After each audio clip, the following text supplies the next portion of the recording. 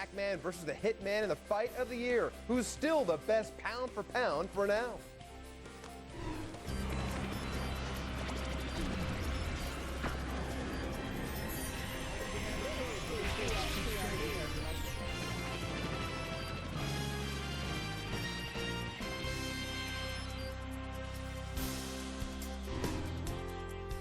Welcome inside the ESPN News Studios alongside Teddy Atlas and Will Silva.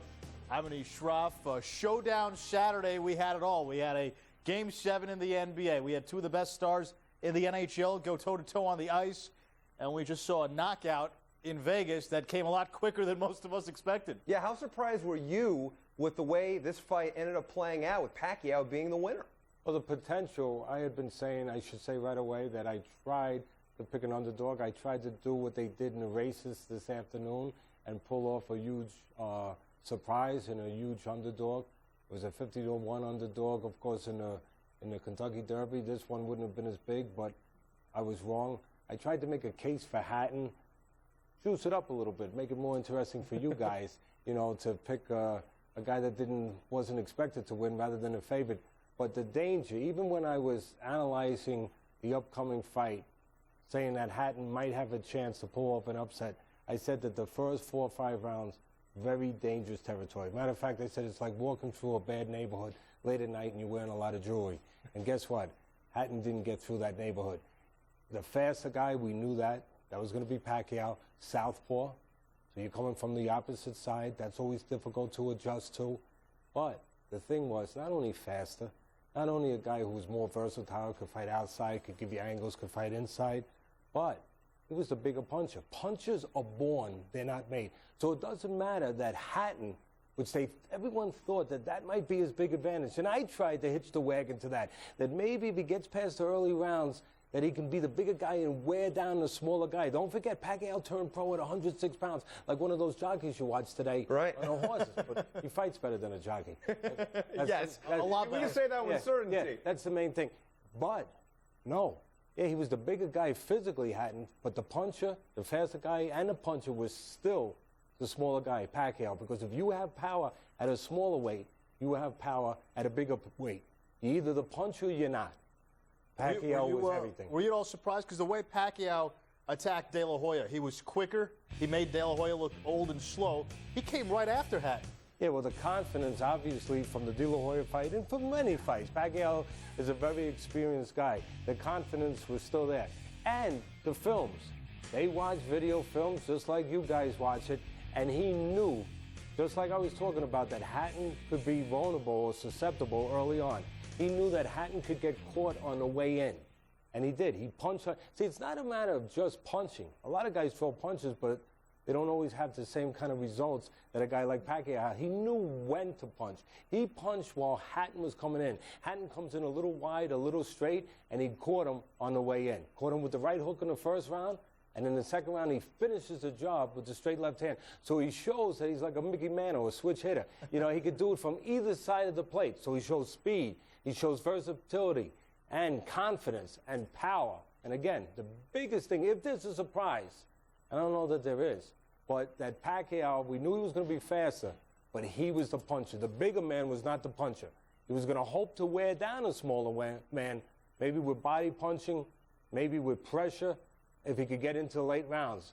But the pure power, well, that's something you're born with. And Pacquiao, he was given that power. You know, and Teddy, we saw Manny Pacquiao doing this again. Different weight class, wins another belt. How hard is it to pull something off like that, to do it in different weight classes like Pacquiao has done?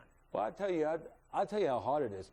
For Pacquiao, he's the king of the Philippines. He's a god over there. He's an icon. He's a legend. He's inspiration to many, many people over there. And to keep himself centered, to keep himself from being distracted from all the things that are there to be distracted. He does a job like LeBron James or Michael Jordan when he was in his heyday. You know, to keep those distractions when you're the king of the hill, not to allow that to take your fire away and to take your discipline away and take your concentration away. To me, that's the most impressive. He's got everything in the world, yet he went in this fight completely prepared, completely hungry still, and completely centered on the fight plan that he had to go out there and execute. And that's difficult to do, especially when you're the king of a country, the way Pacquiao is in, of course, the Philippines. So, I mean, you know that Mayweather, if he gets past his fight coming back, Floyd Mayweather Jr. Something to look forward to. You know that they're setting that fight up. All right, Teddy Atlas, Will Selva, and Schroff. If you're just joining us, Manny Pacquiao in a second-round knockout, taking out Ricky Hatton in Las Vegas.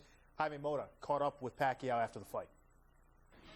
Manny, congratulations. Describe the knockout.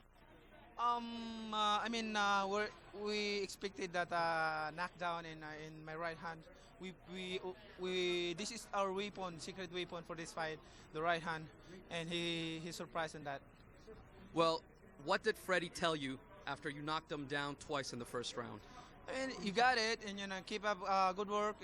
Don't overconfidence, hands up, and finish him. Now, how strong did you feel? I'm sorry. How strong did you feel? I mean, I am very strong on this 140 pounds, and you can see my performance, and everybody's surprised, and me too. I didn't expect that this is an easy fight. Well, what does this say about Manny Pacquiao? Me, first, I always thank God for giving the strength every day and the fame, and for doing this victory tonight. And I always thank to the people who always support me, and I'm just trying my best to give a good fight to the people. Who's next for Manny Pacquiao? I don't know yet. Maybe I'm taking vacation, going back home to see my family, and let's Aram to take it at that next fight. Well, congratulations, Manny Pacquiao with a knockout tonight over Hitman Hatton. Back to you in the studio. All right, Jaime, thank you very much. Manny Pacquiao pocketing a cool $12 million.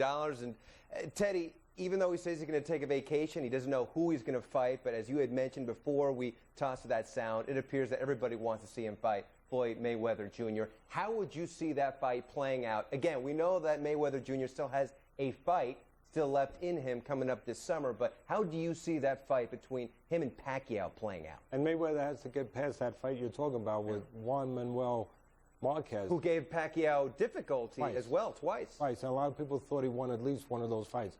So, of course, Mayweather thinks he's the bigger guy, and he is the bigger guy than Marquez, but you know what? Hatton thought he was the bigger guy than Pacquiao. So it's not a sure thing. He's got to get past a very difficult champion in Marquez.